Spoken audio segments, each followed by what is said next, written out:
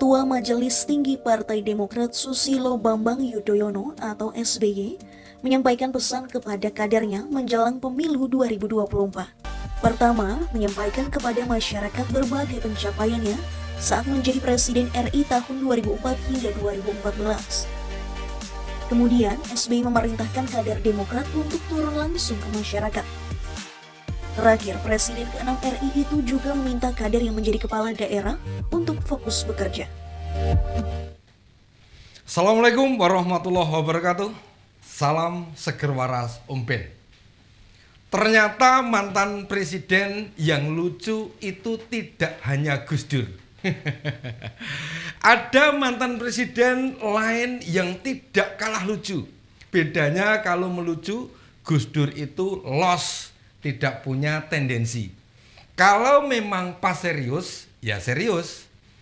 Pas ngelawak, ya memang lucu. Lucu beneran, maksudnya begitu. Sementara Pak mantan yang satu ini maunya serius dan tidak melucu. Tapi dilalah, kok ya bikin lucu. Mau tahu? Oke, betul. Betul sekali. Pak Susilo Bambang Yudhoyono.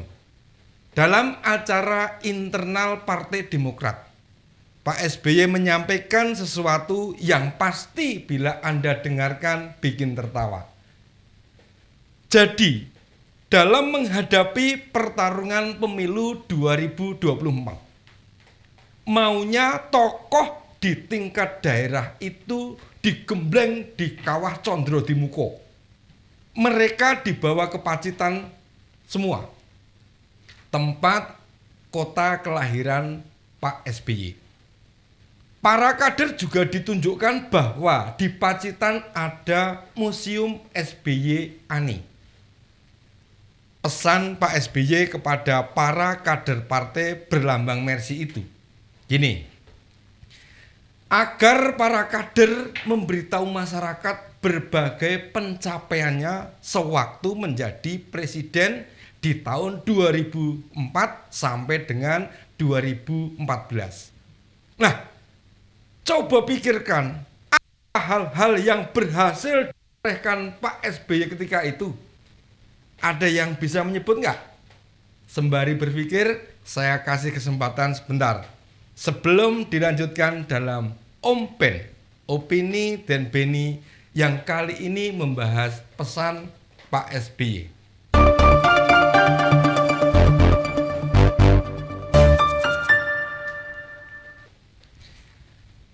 Katanya keberhasilan yang pernah ditorehkan Pak SBY kalau dikomunikasikan ke masyarakat itu akan menjadi impian, jadi harapan masyarakat lagi. Ditambah kondisi masyarakat saat ini lebih berat ketimbang saat SBY memimpin. Kira-kira apa yang ada di otak kita untuk mencatat keberhasilan yang ditorehkan Pak SBY? Bingung kan? Ya pasti bingung. Jujur saja, sewaktu baca berita soal keberhasilan, pasti jawabannya kita sama, membangun Wisma Hambalang. Kalau teman-teman netizen menyebutnya sebagai Candi Hambalang, bangunannya atau proyek bernilai triliunan itu yang tidak tuntas dan otomatis tidak bisa dimanfaatkan. Seandainya aparat hukum tegas, harusnya tidak tuntasnya Wisma Hambalang menjadi penyidikan kasus. Keberhasilan yang lain berhasilnya ke penjara beberapa tokoh kunci partai, mulai dari ketua umumnya, wakil bendahara, menteri, dan beberapa pejabat teras partai. Luar biasa. Rekor sebuah partai yang mampu menjarakan kadernya terbanyak. Dan kejadian itu sulit disamai partai politik lain. Keberhasilan ketiga bisa disebut mampu mencetak menteri olahraga yang lupa lagu Indonesia Raya. Serta berhasil membawa perabotan rumah dinas menteri ke rumah pribadinya. Tidak hanya itu, sang mantan Menpora yang katanya ahli telematika itu kini meringkuk di tahanan karena kasus penodaan agama. Teman-teman pasti tahu siapa yang saya maksud. Seorang keturunan darah biru dari Jogja. Sayang, nasibnya tak seindah warna darah keturunannya. Nah, saat Pak SBY memberi pesan itu, kok tidak diuraikan apa saja keberhasilan yang ketika Pak SBY menjabat sebagai presiden? Kalau tidak tuntas begitu, lantas kader bingung loh Pak. Lah mau menyampaikan apa? Kan susah. Memang sih Partai Demokrat pernah meraih kursi hingga 160 pada tahun 2009. Tapi setelah itu terjun bebas Pak. Hingga tinggal sepertiganya saja. Atau tepatnya hanya 54 kursi. Jadi senjata andalan soal keberhasilan dulu dijamin tidak akan efektif meraup suara Pak. Sekarang ini Pak, kalau mau bicara soal apa adanya atau adanya apa, kader Demokrat itu sedang bingung Pak. Jangankan kader, lah putra Pak SBY, Mas AHY sama Mas Ibas saja nggak muncul di publik loh. Bicara soal koalisi perubahan, mereka kan sedang bingung gimana caranya merebut kursi bakal cawapresnya Pak Anies. Sampai sekarang kan agenda koalisi juga makin tidak jelas arahnya. Belum lagi kasus video Ketua DPRD Penajam Pasar Utara yang juga melibatkan kader Demokrat. Lalu pemberitaannya tentang Pak Lukas NMB, tadinya kan Ketua DPW Demokrat Papua, sekarang jadi pesakitan di KPK. Sudah kasusnya soal korupsi, Mas AHY malah bersimpati atas kasus itu karena mengira Pak Lukas benar-benar sakit. Nyatanya hasil pemeriksaan dokter berkata sebaliknya. Sebelum Pak SBY banyak berpesan ke kader, mau update info terbaru Pak, supaya nggak ketinggalan pemberitaan. Pak SBY idealnya melihat kondisi negara sekarang. Apa yang sudah dilakukan Pak Jokowi dan di posisi mana bisa dimasuki agar kader-kader Demokrat bisa meraih perhatian masyarakat, terutama yang duduk di DPR sana. Nah, Mas Ibas sendiri malah banyak bungkam.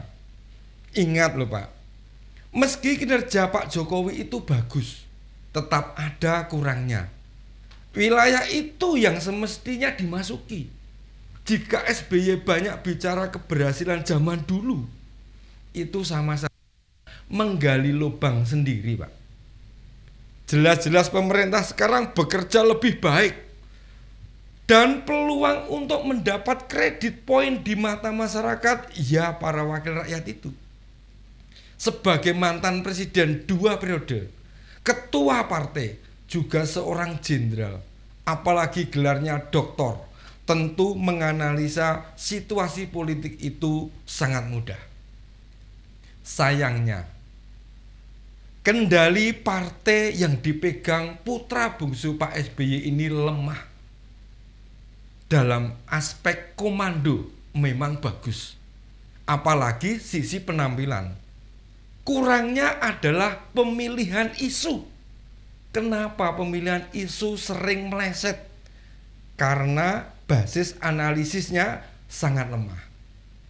Saya melihat Partai Demokrat tidak punya dewan pemikir yang mampu membuat analisis mendalam. Apa kelemahan pemerintah sekarang? Jangan melihat apa yang di permukaannya saja. Pisau analisis yang dimiliki Demokrat itu lemah sekali. Sehingga terkesan selalu ketinggalan, bahkan salah strategi. Tentu kita semua percaya bahwa Pak SBY bukan orang bodoh. Tetapi kenapa dalam menyikapi isu kekinian lebih sering tertinggal dibandingkan progres pemerintah? Kita sekarang tidak lagi mengenal siapa vokalis Demokrat yang cerdas, bersuara serta membela kepentingan rakyat. Tidak ada lagi orang model Pak Ruhut Sitompul, Pak almarhum Sultan Batugana, Mbak Angelina Sondak, Pak Andi Malaranging, dan lain sebagainya. Tanpa vokalis Senayan, sinaran Demokrat di mata masyarakat terlihat makin redup. Mau digembleng model apapun kader-kader itu, tanpa lokomotif atau dirijen pengatur orkestra politik, keinginan mengulang kejayaan Demokrat hanya sebatas mimpi, atau bahasa lain bualan di warung kopi saja, Pak. Sulit rasanya Demokrat bisa meraih kejayaan seperti dahulu. Demikian Pak, analisa Om Ben, opini dan Beni.